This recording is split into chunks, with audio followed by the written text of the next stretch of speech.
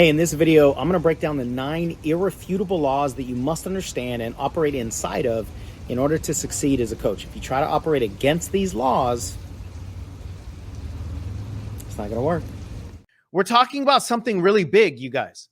We're talking about those of you that want to build a business. We're talking about kind of the rest of your career, potentially for some of you, the rest of your life. This is not convenient stuff. This is not like, how quickly can I get the foundation for the rest of my life? How quickly can I get bite-sized little tiny nuggets that are going to create big impact? If you really want to create the biggest kind of impact that you want and the most transformational sort of impact that you want, it's a big conversation because you are a big person. You have big lessons. You have big amounts of history to teach about, to talk about. You've got a big amount of people out there that also have big goals and big dreams. This is a big conversation. So, excuse me. I think that was a big, whatever it was I swallowed. Maybe a big mosquito or a gnat or something. A big gnat. Now, when the gnats get big, you guys, run for the hills. When the gnats get big, whoo, we know there's some stuff going on. So let's dive into the 9 irrefutable laws of entrepreneurship. And this is going to be rapid fire.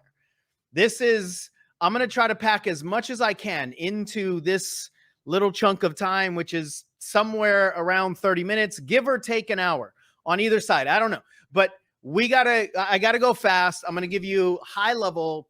And what I want you to know is that I'm going to be speaking to you from experience. I'm not going to be speaking to you from theory. So let's set context here. The context is nobody wants a business. Nobody wants a business. Minus maybe a few people that really grew up, maybe with family members that were in business, parents, you watch people in business, and you actually wanted to be a business owner. But almost nobody in the coaching industry wants a business. You want the benefits of having a business, and you want the benefits of having a successful business. So when you talk about things like freedom and money and fun and control and making a difference, all of those are benefits of a business. But I don't know anybody that goes like, you know what? I want payroll. I want taxes. I want to set up a business entity. I want to pay attention to all these like money things and financial things and operational things. I don't know anybody that wants the guts of a business. We just want the benefit of a business. And the reason that's really important is because since we don't grow up wanting to be business owners, we don't get programmed to be business owners. We just get programmed to want the benefits of a business. And if you don't already have the programming of being a business owner, but you want the benefit of having a business, well, then you've got to get the programming of being a business owner, because if you don't have the right mindset to be in business, you just can't win. It's not good enough to have a really valuable product. It's not good enough to have information that can fundamentally change people's lives. It's not good enough to even have certainty in what you have to offer in the skills. It's not good enough to be really good in sales or marketing or messaging. It's not good enough to only be valuable. You also have to have the right mindset. Otherwise, you can't make this work. Systems cannot make up for the wrong mindset, and the wrong systems can't make up for the right mindset. These have to go hand in hand. This is why we talk so much about alignment. And today, we're going to dive into some of the systems that you need to understand. These are the 9 irrefutable laws of entrepreneurship. These are laws. These are coming from my past 17 plus years, millions and millions and millions of dollars that we've brought in, hundreds of thousands of dollars in mistakes. So I'll be speaking to you from my pain. I'll be speaking to you from broken bones and bloody lips. And I'll be honest, this is kind of time for me to be a hard ass for a little bit, but it's for your benefit. It's to advocate for your success. Like I said earlier, I'm going to go rapid fire. My invitation to you is to watch this several times, because you're not going to get all of it with the speed at which I'm going to throw this out at you. So just pay attention. You might want to listen to this one and just let it reign over you and then go back and take notes and fill in some of the gaps. But we're talking about laws here. We're not talking about rules. Almost everybody's trying to build a business or trying to build a life on rules. Rules are meant to be broken. Laws are meant to be lived by. What does that mean? You can break rules, but you cannot break laws. You cannot break laws. It doesn't matter what you think about the laws. It doesn't matter what you wish the laws were. It doesn't matter how you feel about the laws. It doesn't matter about your relationship to the laws and how much you wish things were different. You cannot change laws with your willpower or with your motivation. These are not philosophical discussions here, you guys. I'm not asking people what you think, and that might sound like super dismissive and demeaning. Not that I'm not interested in what you think. Of course I do. I am, but I'm not interested in debating the laws that I've learned through 17 years. So I'm a reporter here. We're not selling you fantasies. We're just talking about what we learned. If you try to change these laws, you will lose. I can't underscore that enough. I can't highlight that loud enough. If you try to change these laws, you will lose. So just don't. Instead, learn how to understand them because we weren't taught these things. Learn how to use them, operate inside of them to your advantage, and most importantly, build the capacity to follow them. Build the internal capacity in mind, body, spirit to follow them. Otherwise, it's like you're going to the moon, but you refuse to change anything that you do here on Earth. It's like, I'm going to go to the moon, but I demand that everything works the same the way it does here, the way I've always lived. My advice is just don't go to the moon because you're going to die. There are certain things that just operate differently. And in the world of entrepreneurship and the world of employeeship, it's like the moon and the earth in many different ways. Gravity is different. Oxygen is different. Everything is different. So, but there's a lot of really good things about it too. So I'm not going to say like everything is scary. Everything is actually really powerful. And you do have the ability to create your reality, but only if you understand the laws and if you play by them. So law number one, the law of business creation. Business is more of an art than a science. We want science. Our brain, especially our intellect, wants science. We want to know that every single time something happens, this is the way we react. We want to know that A plus B equals C every single time, which it does until humans are involved, and then it probably never will. And if it does once, it probably won't happen a second time. The scientific rules of human behavior just can't be trusted. You can't build a business based on a scientific only approach. We want science because science is clean. We want science because we want to know how to prepare for the future. We want to know that every time this happens, this is the way we react so that we don't die. Essentially, that's what our brains want. But the problem with that is art is not like that. Art is messy. And it's not easy to teach the art of business because the way to teach something messy is a little bit messy. You can't teach something creative linearly. You can't teach art scientifically, at least not entirely. Is there a science to art? Yes, there actually is. But the science to art is just different than the science to science. It's different than the way that we learn linearly and the way that we learn modularly. So is there a scientific way to increase your creativity? Yes. It's just not going to look like probably anything that you've ever experienced because it's not what we're familiar with. So it has to be taught in a way. If we're talking about your creativity being unlocked, it can be taught, it can be facilitated, but it has to be taught in a way that your intellect will probably go, I don't get it.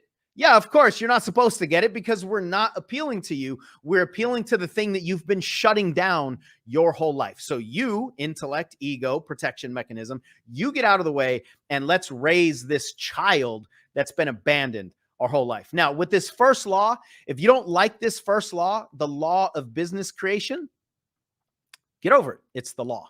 Number two, the law of certain uncertainty. The only thing we can be certain of in business is that everything will be uncertain. The only thing that we can bank on is that you're going to deal with uncertainty all the time. But here's the good news. It's only all the time. It's only all the time. All the other times, except for all the time, you can know what's going to happen. But then all the time, you'll never know. So if that's the law, and that you cannot know what artistic creation looks like going forward, and building a business is artistic on top of a coaching product, which is artistic, on top of a coach, you, which is artistic, inside of a personal development community and industry, which is artistic, inside the coaching industry, which is artistic. There's just layer upon layer upon layer upon layer of uncertainty. And yet, what do? We come in and go, okay, like upon all these layers of uncertainty, I demand certainty. I demand to know exactly what's going to work. I demand to know what people are going to respond to. I demand to know the right price. I demand to know the right platform. I demand to know everything before I get in motion. Sweetheart, just stay home. If that's the way that you're going to approach business, you're going to die on the moon, right? You need to understand things don't operate that way. So you can only change your relationship to uncertainty. That's the only thing you can change.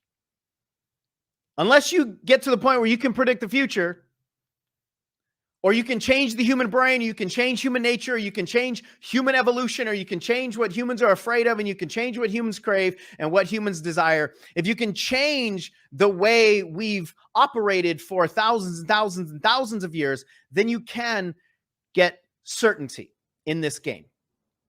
Or if you learn how to change the unchangeable, or predict the unpredictable, or know the unknowable, if you figure out how to do that stuff, then you can operate with certainty. Hopefully you can hear I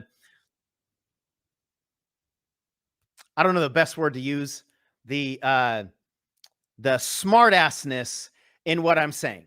You cannot change the fact that business creation with an artistic product is uncertain. The only thing you can do is change your relationship, not only to uncertainty, but the relationship to the thing that our brains want, which is certainty.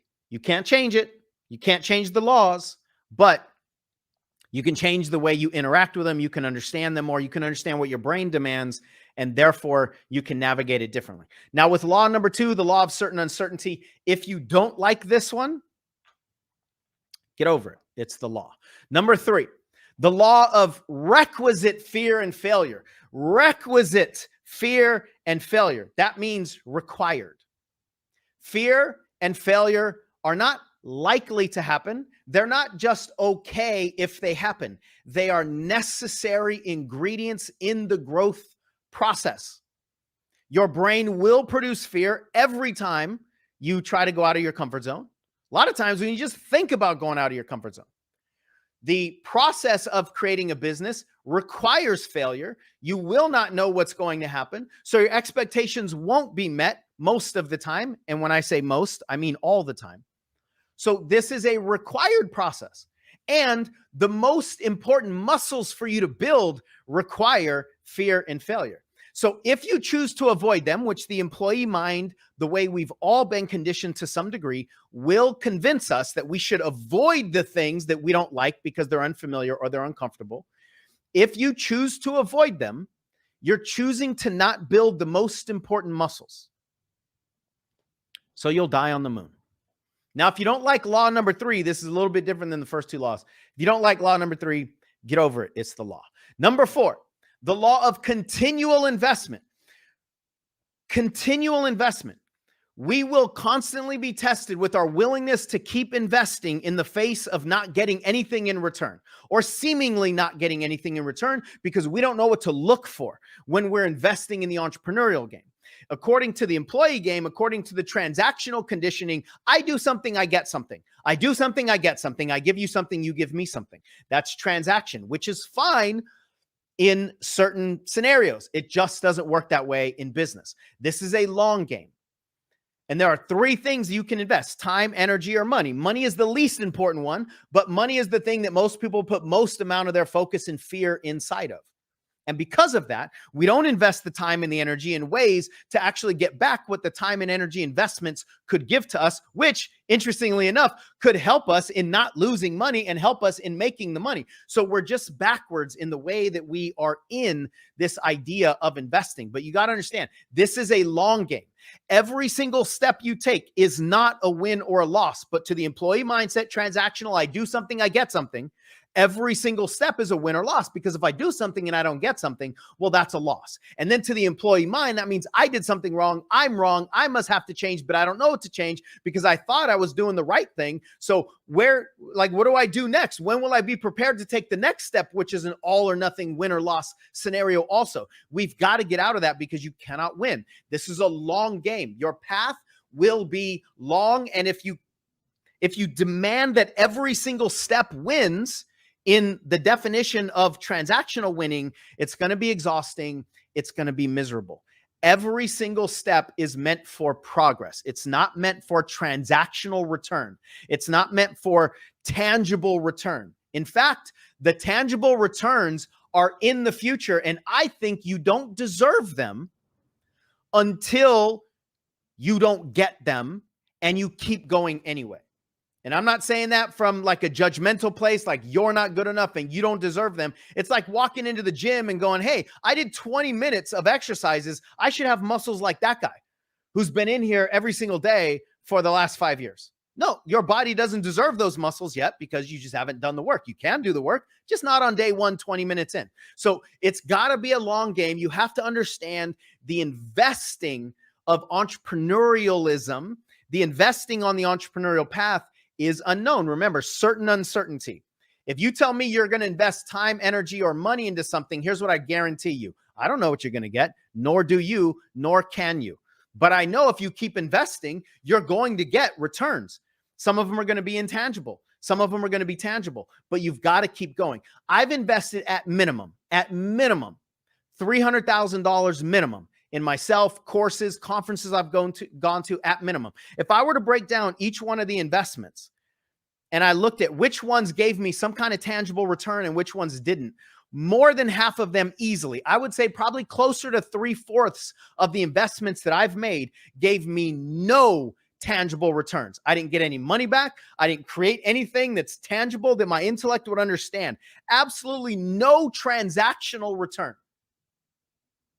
But those are the most valuable returns. If you know what to look for, if you understand that we're looking for knowledge, we're looking for experience, we're looking for progress, we're looking for muscles to be built. And a lot of times you make an investment and all you get is muscle building, but that muscle building is going to explode the next investment, sometimes with tangible returns. So the other half of those investments or 1/4 of the investments, whatever the actual pie chart looks like, we've made millions of dollars with. But so many people get frustrated because they don't make the millions of dollars, but it's because they're not willing to invest the time, energy, and money, money's least important, in the transactional quote unquote failures. And because we operate this way, we don't see that this was actually a huge win with no money made.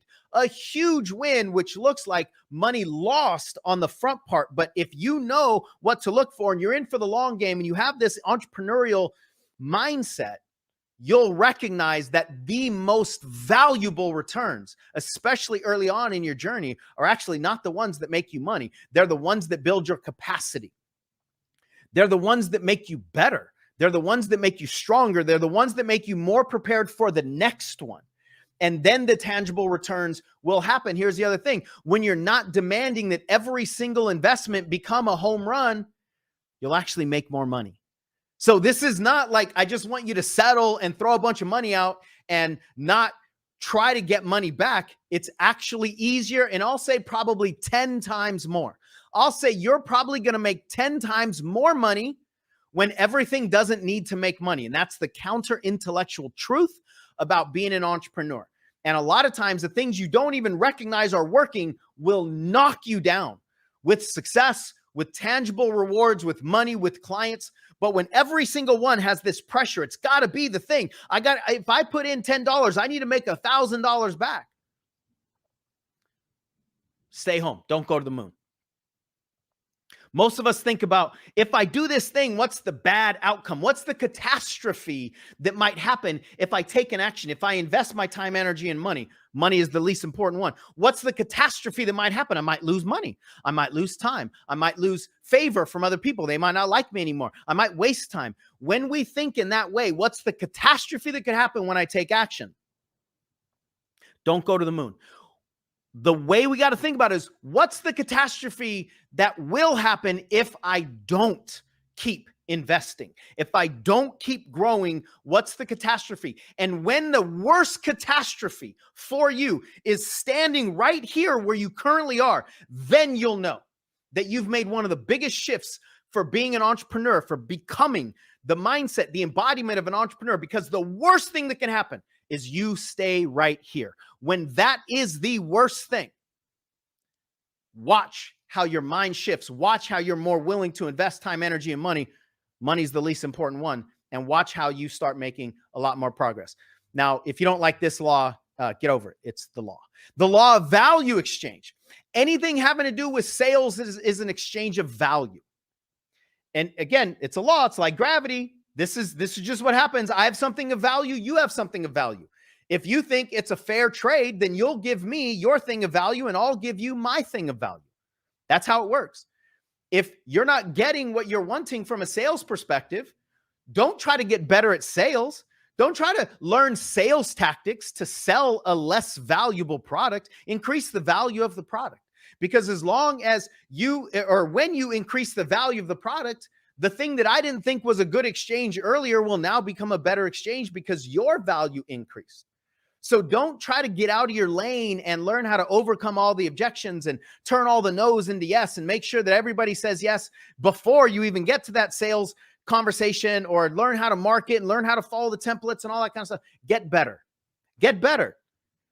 And sometimes you're just not in front of the right people. So just because certain people don't value your product, that doesn't make your product necessarily not valuable. Sometimes you got to get in front of the right people. But this whole process is get better. Get better at everything. Get better at coaching. Get better at messaging. Get better at marketing. Get better at the sales conversation. Just don't get better at sales tactics. Get better at delivering value. If you're valuable, they'll find you. If you're valuable, they'll hire you. It's the law. If you don't like this law, get over it. It's the law. Number 6, the law of sacred integrity. Sacred integrity. Now, my definition of integrity that I'm using right now is operating in alignment with you, with your desires, with your values, with your beliefs, with your purpose.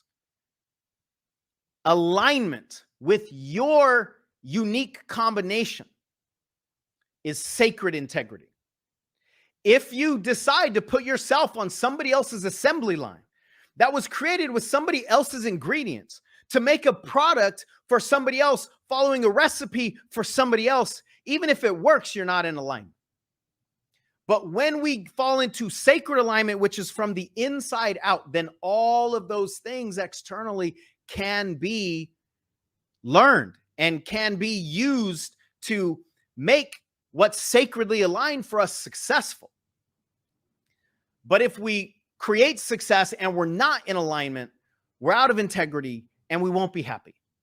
So if you're trying to sell things that you don't fully believe in, or you're trying to put a product on the shelf like yourself that you don't fully believe in, if you don't believe in the processes that you want to sell to people, if you don't believe they can produce the outcomes, if you don't believe in how you're doing things, meaning you're outside of your lane, just because somebody else is succeeding this way doesn't mean you should be doing the same thing.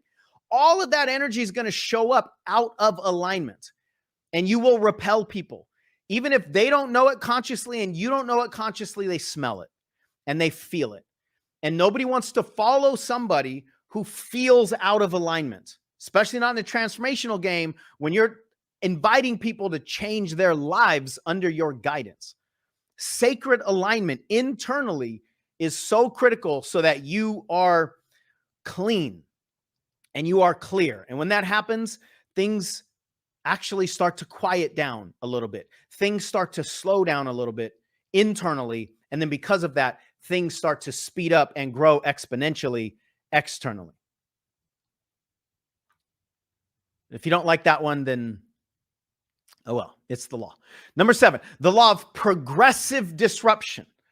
Disruption. But progressive here has a double meaning. First, it means that the disruptions will usually progressively get bigger, potentially scarier, potentially more disruptive the further along we go, because that's just the nature of growth. It's the nature of evolution. The disruptions don't get smaller. The disruptions actually get bigger, but our capacity gets bigger also. So our capacity to handle the bigger disruptions also gets bigger. So ideally, as the disruptions go up, our capacity goes up as well. Therefore, it feels like we can handle this because we handled the last one. But every once in a while, the disruption will get big. And that's, again, it's just the nature of us growing. The second meaning of progressive, though, is that the disruption leads to progress. It's shedding of the skin. It's taking the layers off. It's chipping away or melting the clay so the golden Buddha can continue to rise up and move a little bit. The disruption leads to progress. If you're not willing to change your relationship to disruption, then you just shut the door on progress. You just closed the door on progress. And we don't like disruption. Human brains don't like disruption. So you're never going to get your brain to enjoy the thing that it is like an enemy of, but you can change your relationship to it. Progressive disruption. If you don't like that one, get over it. It's the law. Number 8, the law of 3-dimensional support. We need support in 3 main areas, and I'll tell you which one is the most important and which one is the least important. You need support in yourself. It has to be okay for you to be visible. I mean, when you're the product, you need to be on the shelf. If you're not on the shelf, how can anybody buy the product? Nobody can order an item on the menu that's not there. You have to be visible. When I was thinking about this today, I was thinking, have you ever gone to a store and seen a product that you want and you reach for the product and then the product moves? Oh, this is what I need. I need this peanut butter and jelly combination. And then you reach for it and then it disappears. It scurries away and drops down to another shelf or hides behind another product. That's what a lot of us are doing. We're either not on the shelf, or when we are on the shelf, we're ducking and dodging people. That's because we don't have certainty in ourselves and we don't have the boldness to put ourselves on the menu, put ourselves on the shelf, and be the powerful product that we are and that we can deliver. The second area that we all need support in growth is our skill set. Talked about the processes. As a coach, transformational coach, you've got to be competent in what you're doing. You've got to have belief in what you're teaching. You've got to be a product of the product. You've got to be a purchaser of the product. And a lot of people are trying to sell stuff they haven't bought, or they're trying to sell stuff they don't really have 100% certainty in. Everybody can smell it. You'll repel people. The third area is strategy. You got to have support in the creation of the business because we weren't taught as business owners. So a lot of these things are not familiar to us. A lot of these things are not second nature to us. They are embedded in who we truly are. We were produced as entrepreneurs. We were just programmed as employees. So the programming doesn't seem familiar, even though it is way down deep underneath all the layers, but it doesn't feel like it. And so we operate according to what we know, according to what we're familiar with, according to what feels good. And that's why we make all these kinds of mistakes. We do need help in strategy. However, strategy needs to be based on the top 2. Strategy needs to be based on your certainty in yourself, your certainty in your skill set. If your strategy is not based on those things, it's irrelevant. It's obsolete. It doesn't matter because it's based on somebody else's product. And almost all of the industry is focused on strategy. It's the least important by far. By far, it's the least important. It's like communication. Most of you've probably heard that 7% of communication is conveyed by the words that we use. Only 7%. 93% is everything not focused on the words that we use. But what do almost everybody focus on when it comes to communication? Words. So we focus on the thing that's less important and the thing that's going to shut us down more. Strategy is that thing in this concept. It's like putting the icing on the cake, figuring out a way to get the icing to stick, and then somehow shoving the cake underneath it. It's not the way it goes, but it's what almost everybody is trying to do. The final law, by the way, with law number 8, if you don't like it, get over it. It's the law. With number 9, the final law, the law of embodied confidence. We've talked about this in some of the earlier videos. I just want to repeat, knowledge is only a rumor until it lives in the cells of your body. Knowledge is only a rumor until it lives in the cells of your body. Knowledge that lives only in the intellect is not only useless, it's actually damaging because it's dangerous, because it puts more weight on us, because it puts more pressure on us, and it makes everything that we're trying to do harder because it's only in our brain.